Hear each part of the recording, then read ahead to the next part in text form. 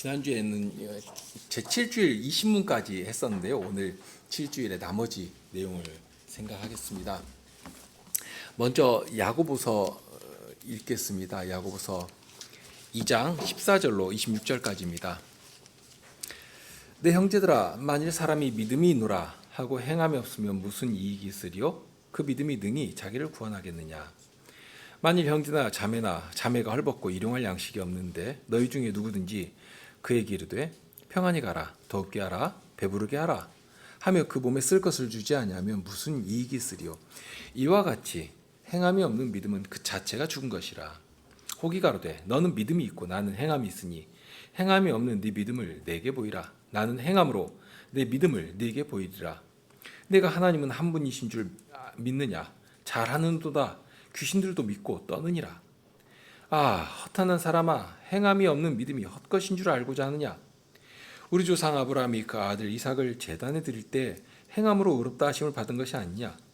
내가 보거니와 믿음이 그의 행함과 함께 일하고 행함으로 믿음이 온전케 되었느니라.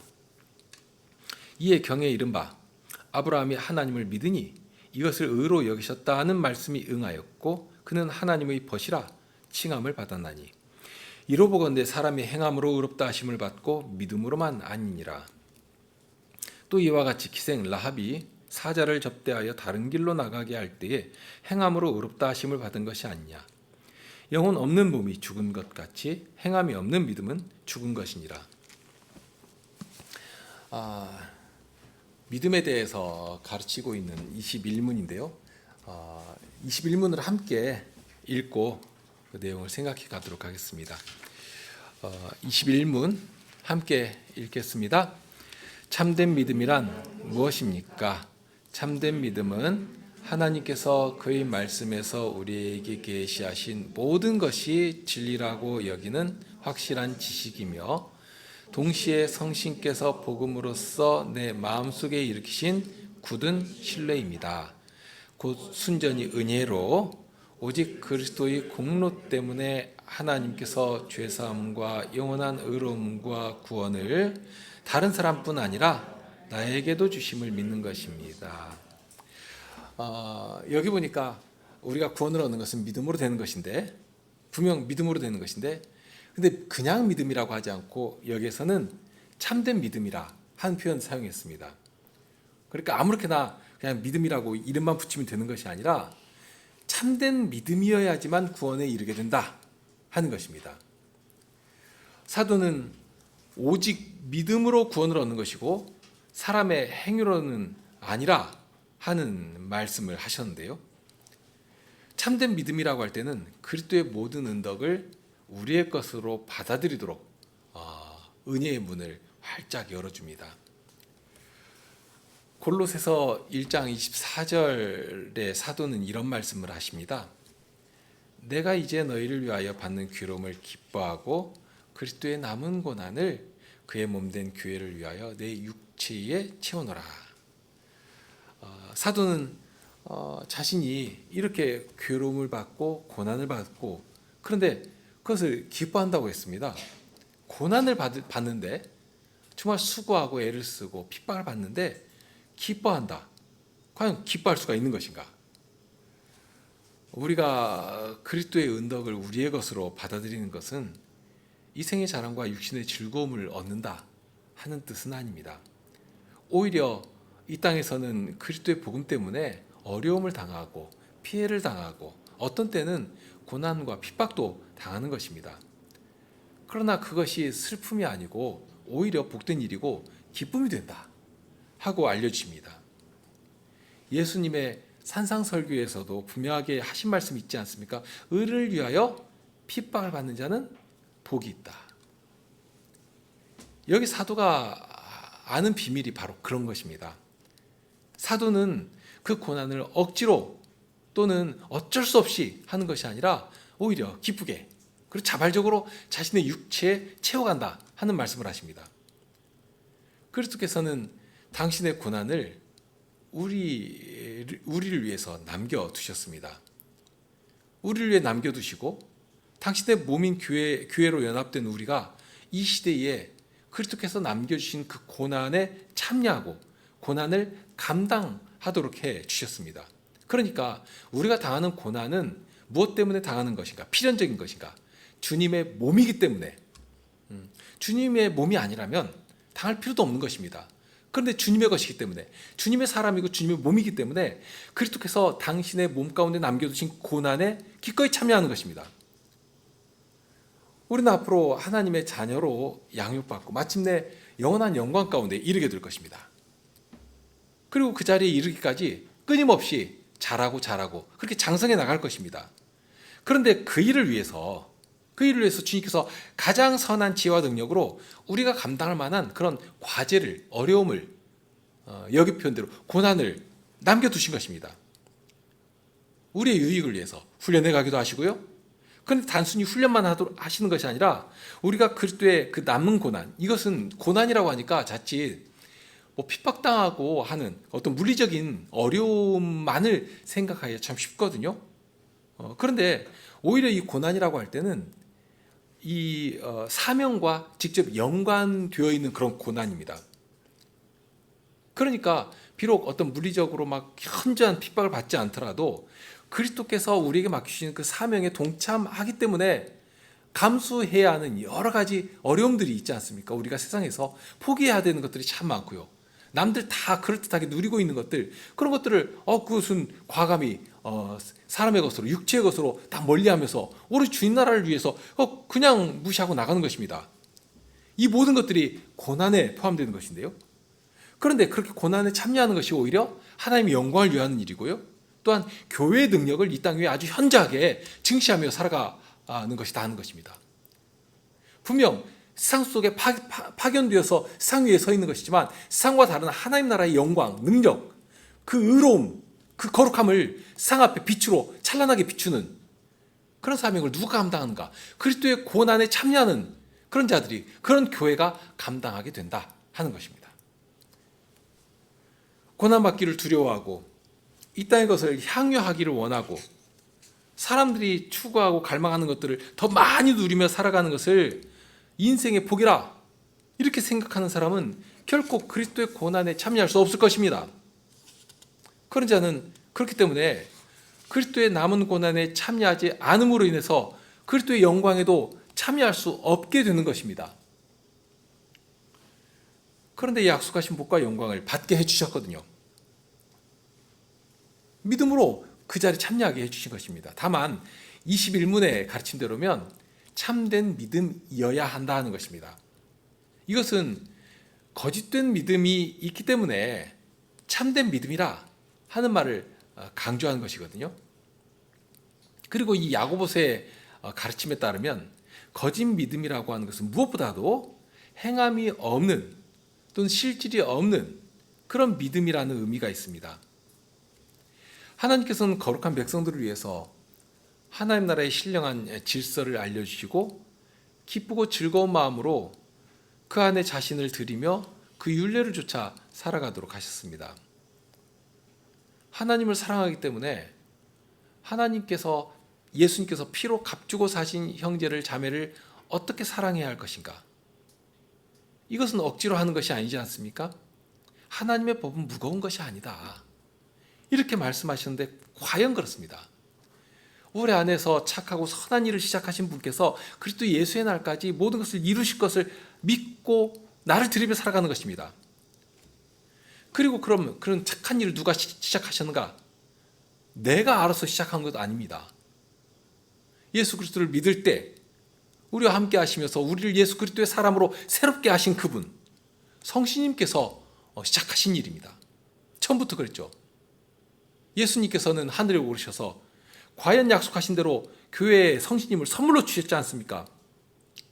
그러면서 이후에는 회개하여 세를 받는 모든 성도를 연합하여서 교회로 불러주셨습니다. 성신님 안으로 연합시켜 주신 것이죠.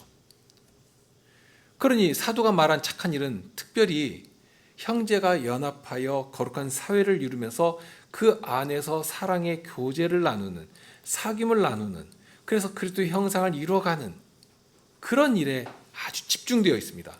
긴밀한 교통 가운데 그리스도의 사랑을 나타내고 내가 그리스도 안에서 나타난 하나님의 사랑을 받은 것처럼 그 사랑을 기꺼이 주님의 사랑하시는 자들을 향해 드리며 자연스럽게 이렇게 흘러 나가게 되는 그 일에 자신을 드리는 것입니다.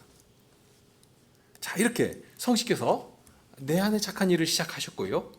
그런데 성식께서 또한 그 일을 끝까지 이루어 가실 것이기 때문에 우리가 예전 육체에 속할 때의 일을 버리는 것이고 이제는 더욱 힘써 성신의 법을 따라 살아가기를 기뻐하는 것입니다. 소망하는 것입니다.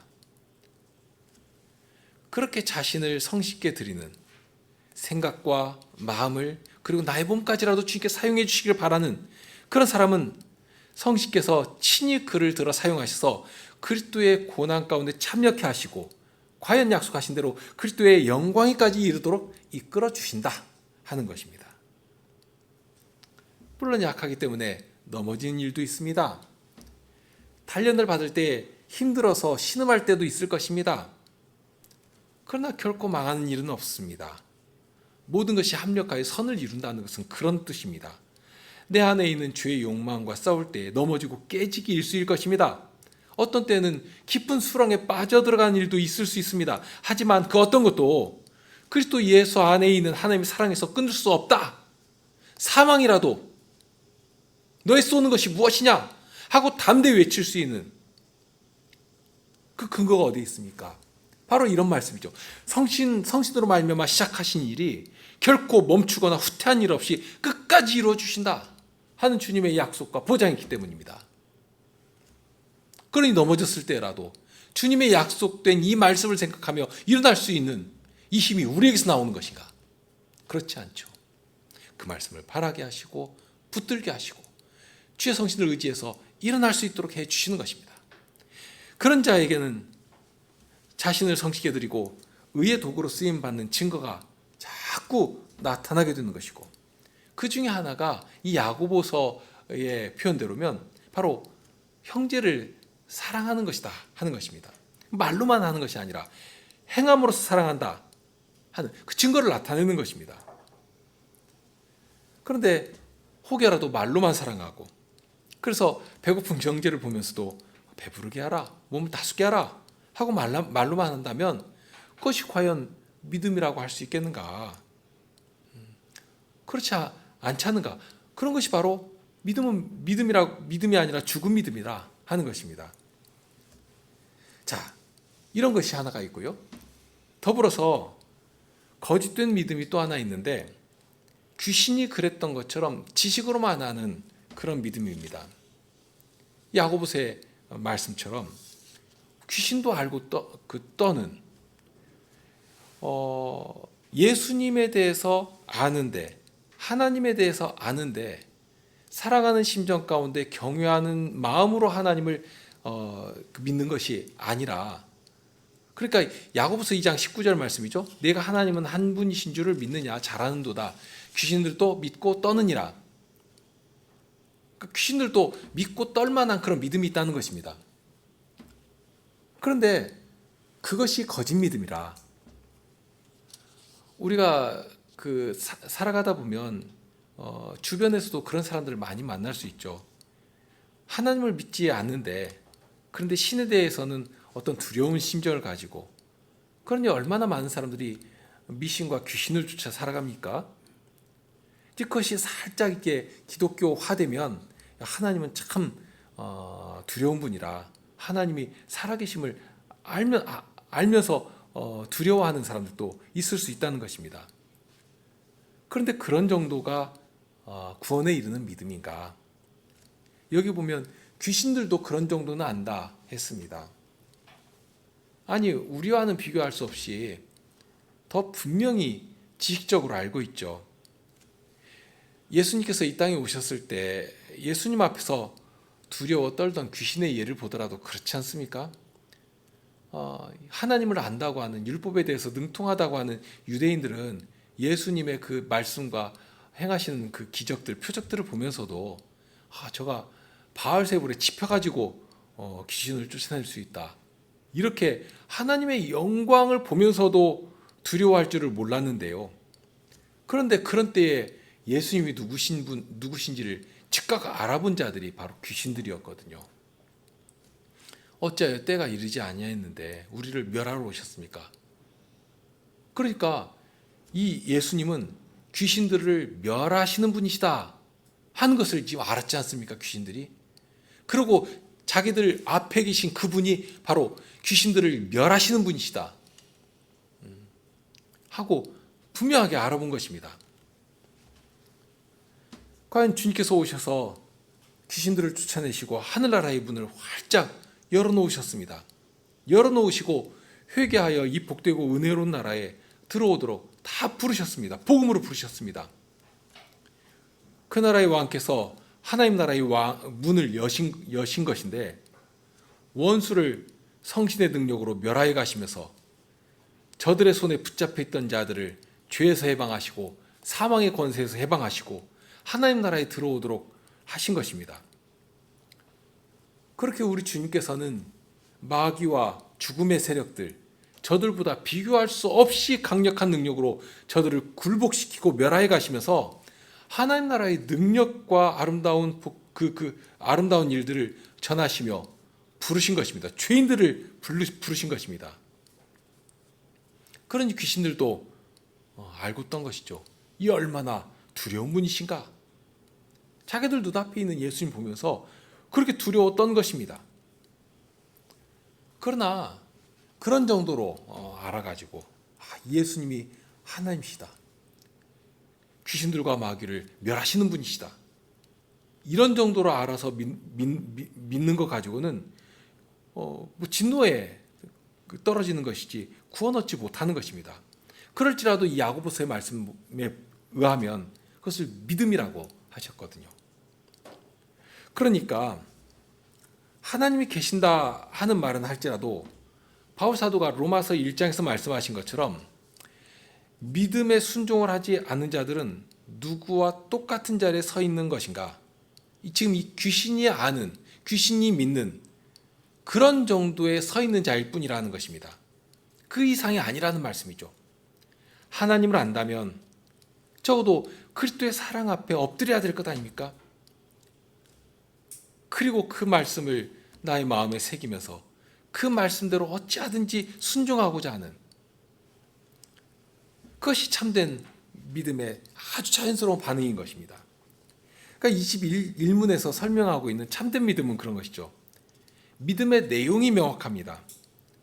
하나님께서 계시로 알려주신, 그리고 이 계시신 예수 그리스도께서 이 땅에 오셔서 하나님의 모든 것들을, 구원의 모든 일들을 우리에게 계시하여 알려주셨지 않습니까?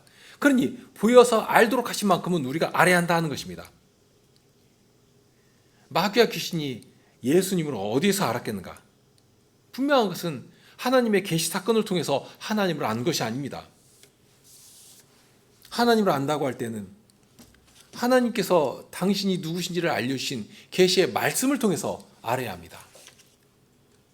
예수님께서 말씀하신 것처럼 성경에서 영생을 얻는 줄 알고 성경을 상고한다고 했는데, 하나님께서 영생의 복된 소식을 담아서 알려주시고 그것은 다른 것이 아니라 바로 말씀이신 예수님에 대해서 증거하는 말씀, 그것을 가리키는 것이거든요. 그러니까 성경은 예수님을 가리키고 예수님을 알려주시고 예수님 앞에 나아가도록 하시는 것입니다. 예수님을 알고 예수님 앞에 엎드리도록 하시는 것입니다. 자, 그렇기 때문에 이 21문에서는 그러한 사실을 여기서 지식이라고 했고요, 굳은 신뢰라고 가르칩니다. 그 말씀을 꼭 붙드는 것이죠. 참된 믿음이라고 하는 것은 그렇습니다. 아뢰하고 거기에 대해서 아주 굳게 딱 붙드는, 신뢰하는 것이죠. 자, 첫째는 하나님의 말씀으로 계시해서 알려주신 모든 것이 진리다 하고 확실하게 아는 것이 있어야 하고요. 그리고 둘째로는 알려주신 그 말씀을 꽉 붙드는, 신뢰하는 것입니다. 그리고 이 신뢰는 누가 가질 수가 있는 것인가? 성신께서 그와 함께 하시면서 깨닫게 해주신 사람이 알 수 있는 것이죠.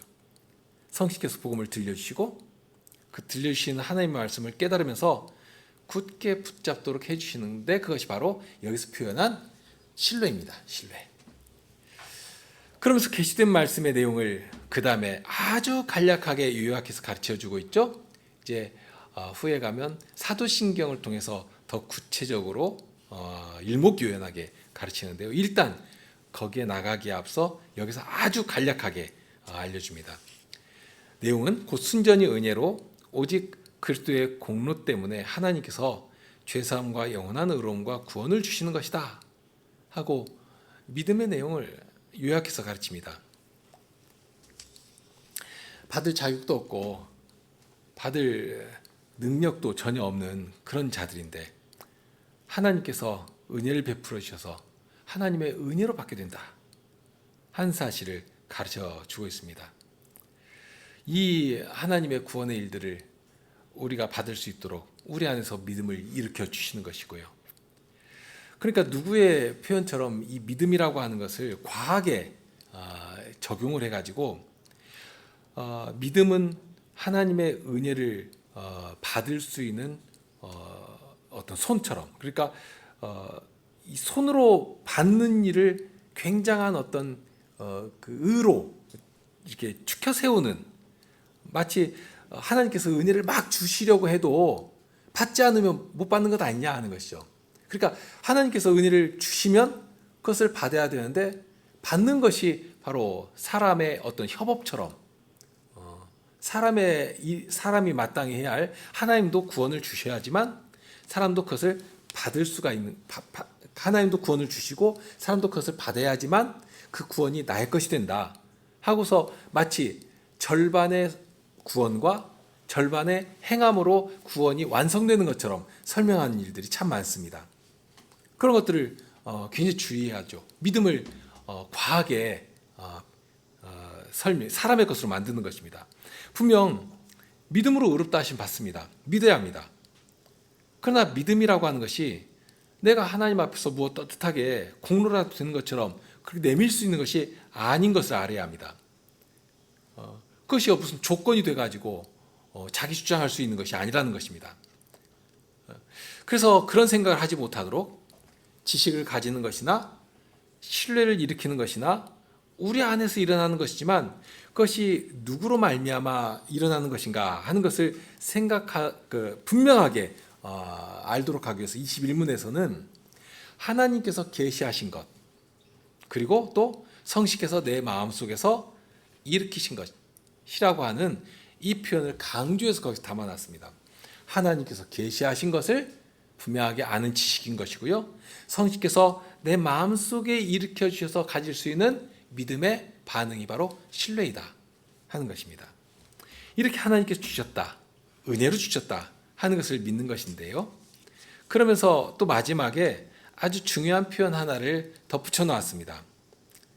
무엇인가 하면 하나님께서 나에게 주셨다고 해서 나를 중심으로 해서 자칫 생각하지 않도록 하는 표현이 있는데요, 그래서 죄사함과 영원한 의로움과 구원을 주셨는데 나를 중심으로 해가지고 무엇을 만들어 가시는 것이 아니라 거기 보면 참여하도록 하셨다 하는 사실을 생각하도록 합니다. 그래서 거기 보면 먼저 다른 사람에게도 주신 그것을 나에게도 주셨다 하는 사실을 고백하도록 하거든요. 그러니까 하나님께서 믿음의 선조들에게도 그리스도로 말미암은 죄사함과 영원한 의로움을 주셨는데요, 그래서 수많은 믿음의 선조들이 있죠. 히브리서 11장에도 보면 허다한 증인들이라 하는 말씀도 해놓았고요. 그러니까 아브라함과 이삭과 야곱과 먼저 간 무수히 많은 그 성도들이 우리 앞에 있지 않습니까? 다만 여기서 언급하고 있는 다른 사람이라고 하면 성경에서 말씀하신 믿음의 선조들만을 의미하는 것은 아닙니다. 물론 그들을 먼저 생각해야 하는 것이지만 여기 다른 사람이라고 한다면 멀리 그렇게 생각을 뻗칠 것이 아니라 당장 우리와 함께 이 시대를 살아가면서 함께 교회를 이루도록 하는 다른 성도들을 생각해야 하는 것입니다. 그러니까 우리가 교회에 들어와서 앞선 성도들의 본을 따라서 이 신앙의 경주를 이어가고 있지 않습니까?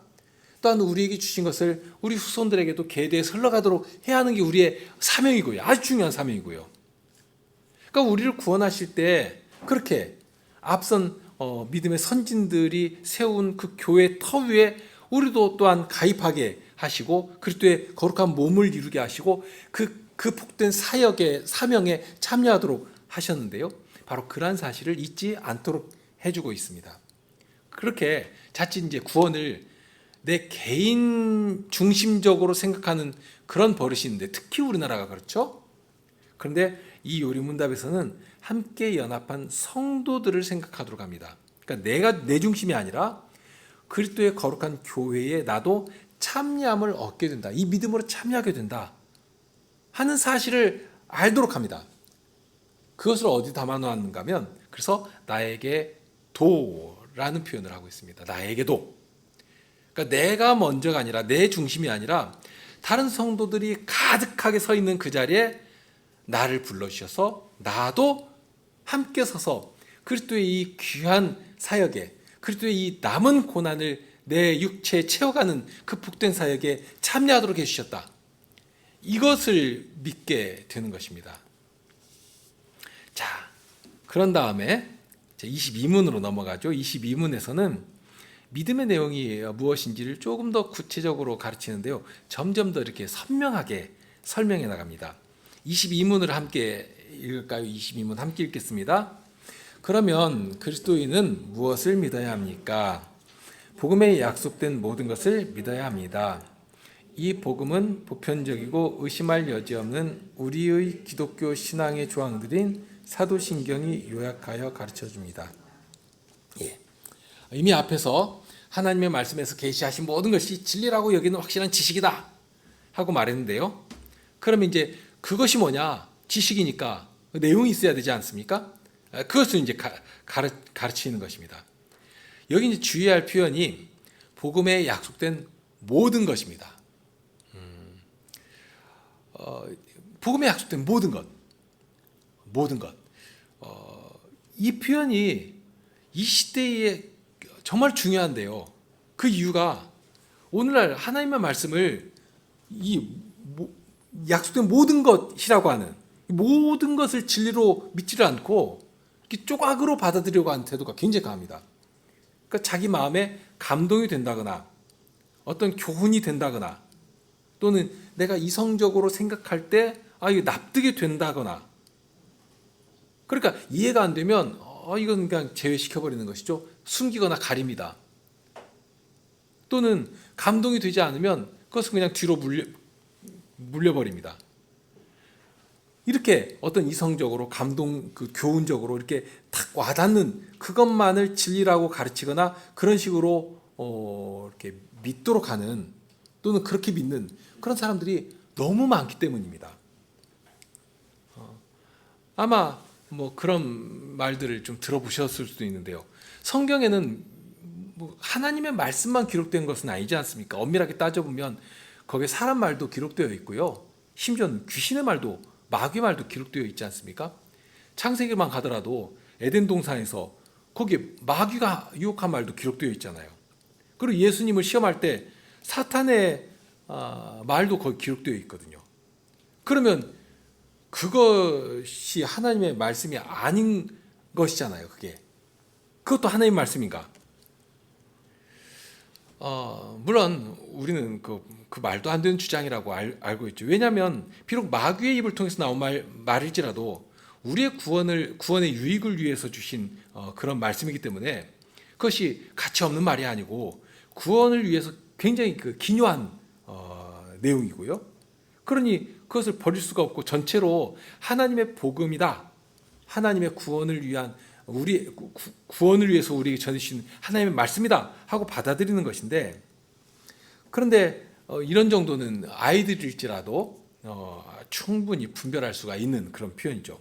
그런데 이제 그런 것보다도 이제 이 시대 가운데 더 집요하고 더 강하게 사람들을 휩쓸고 가는 게 뭐냐면 성경을 소위 과학적 틀로 재단해버리고 하는 것입니다.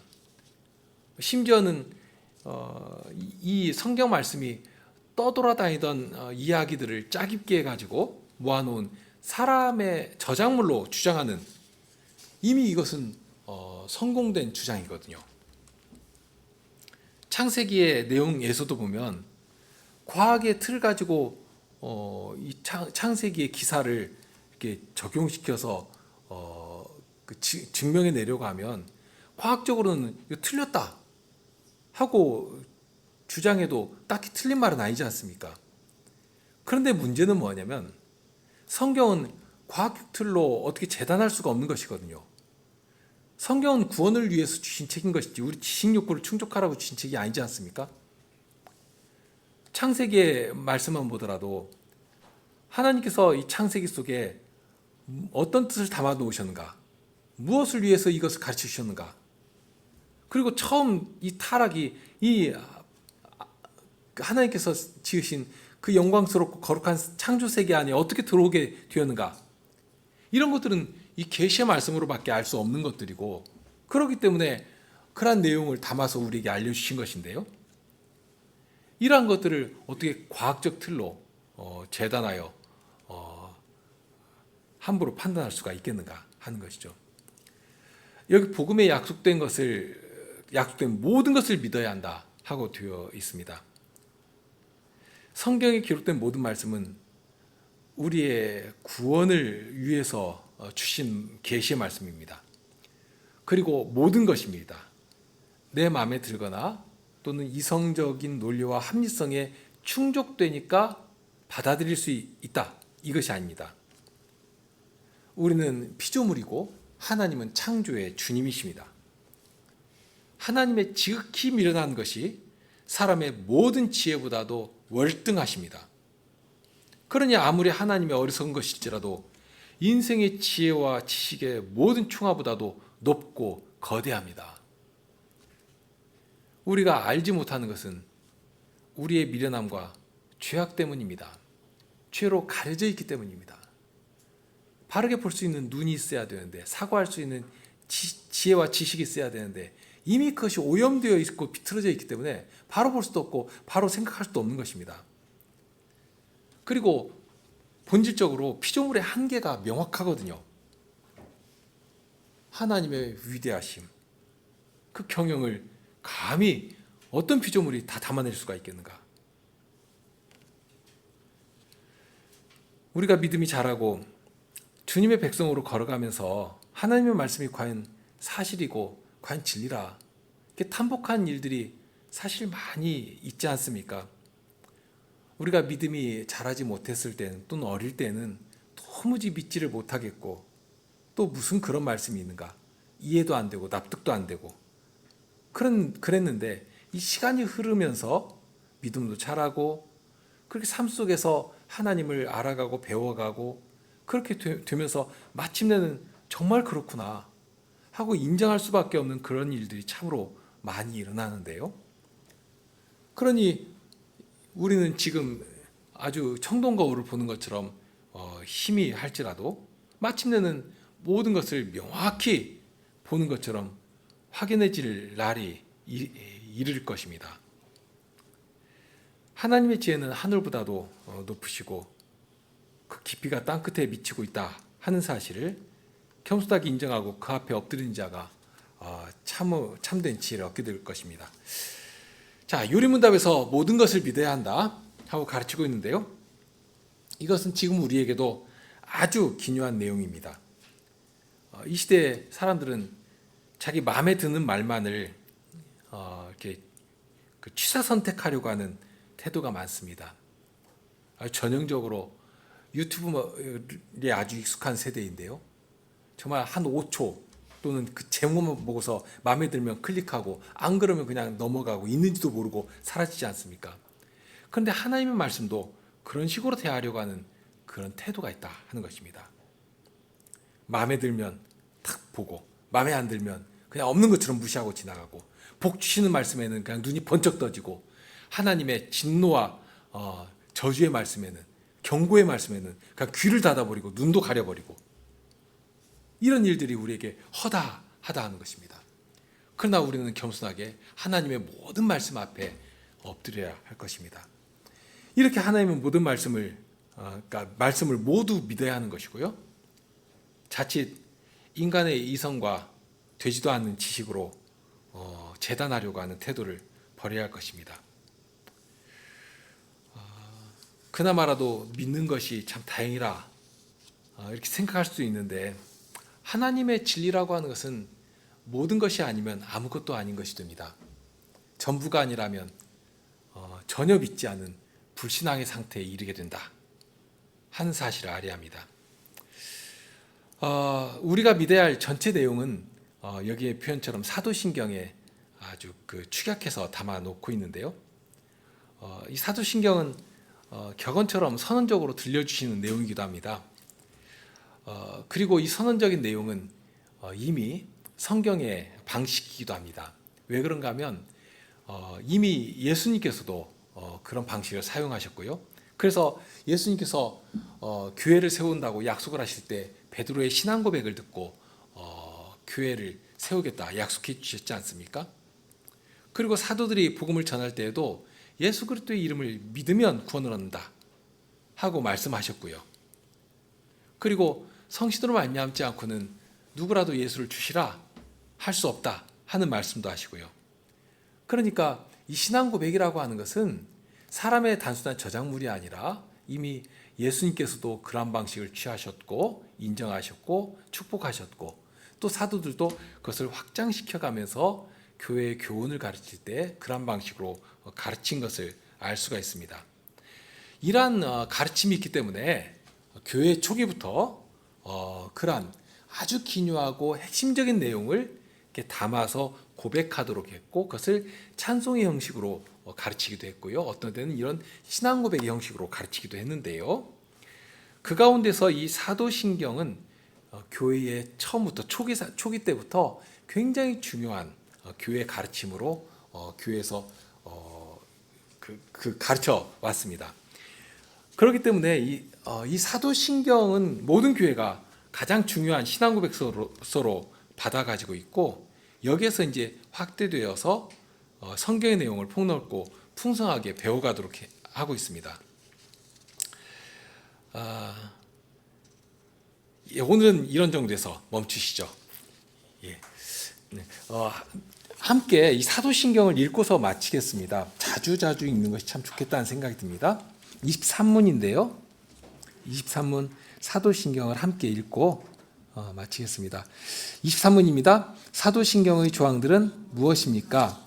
전능하신 성부 하나님 천지의 창조주를 나는 믿사오며 그의 독생자 우리 주 예수 그리스도를 또한 믿사오니 그분은 성신으로 잉태되사 동정녀 마리아에게서 나셨으며 본디오 빌라도 아래서 고난을 받으사 십자가에 못 박히시고 죽으시고 장사되셨고 음부에 내려가셨으며 사흔날에 죽은 자들 가운데서 부활하셨고 하늘에 오르셨고 전능하신 성부 하나님 우편에 앉아 계시며 거기로부터 살아있는 자들과 죽은 자들을 심판하러 오실 것입니다. 성신을 나는 믿사오며 거룩한 보편적 교회와 성도의 교제와 죄 사함과 육신의 부활과 영원한 생명을 믿사옵나이다. 아멘. 이렇게 기도하시겠습니다.